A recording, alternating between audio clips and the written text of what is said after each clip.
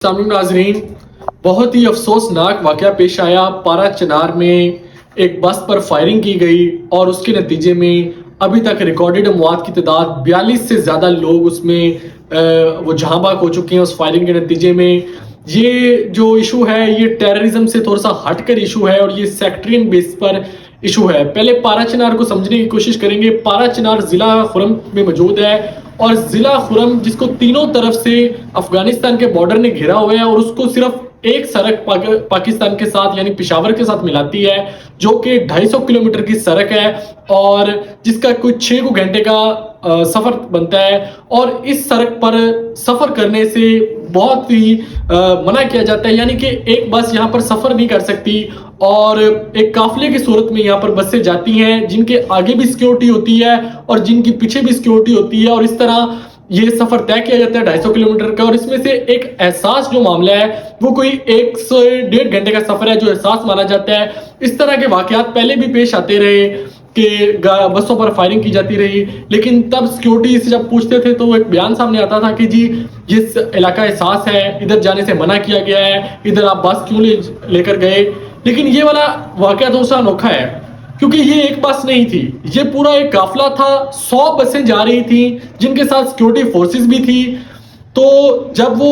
रवा दवा थी तो उन पर फायरिंग उनके स्टार्टिंग पॉइंट से भी जो पहली बस थी उधर से और जो एंड वाली बस थी वहां से फायरिंग स्टार्ट हो गई।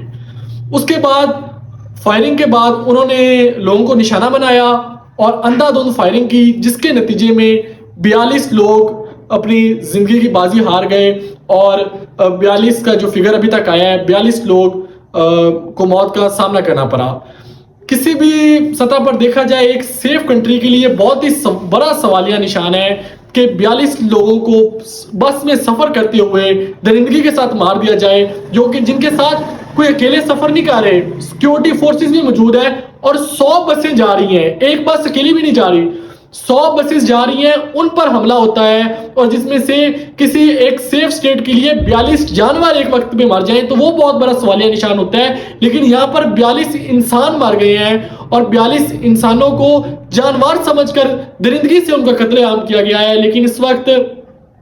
इस पर ये मामला कशीदगी इख्तियार करते जा रहे हैं। पारा चनार की जियोग्राफिकल लोकेशन मैंने आपको एक्सप्लेन की, लेकिन यहाँ पर एक सुन्नी शिया जो कन्फ्लिक्ट है, एक सेक्टरियन बेस का कन्फ्लिक्ट है, वो बहुत ही शिद्दत से पाया जाता है। ये ज़िया दौर से शुरू होने वाला ये मामला है जिसमें 1996 में एक कॉलेज में जो सुन्नी फिरके से ताल्लुक रखने वाले लोग हैं उन्होंने के तलबा ने कुछ बोर्ड पर लिख दिया था। उसके बाद जो शिया कम्युनिटी थे, जो शिया स्टूडेंट्स थे, उन्होंने जो स्कूल इंतजामिया से था उनसे दरख्वास्त की थी और फिर स्कूल इंतजामिया ने एक्शन लेने का यकीन दहानी करवाई थी। उसके बाद ये जो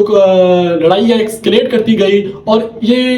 इस हद तक फैल गई कि 200 लोग 1996 में मारे गए थे। आज से 3 महीने पहले ये मुहर्रम के जुलूस के दौरान इधर बहुत ज्यादा वायलेंस हुई और इंसानों के गले काटे गए और इस पर वहां पर जब सिक्योरिटी को एक्शन लेने का वक्त कहा जाता है तो वो भी कहते हैं, डरते हैं वहां से एक्शन लेने से, यानी कि वो नो गो एरिया पाकिस्तान का पारा चनार बनता जा रहा है और तकरीबन बन चुका है।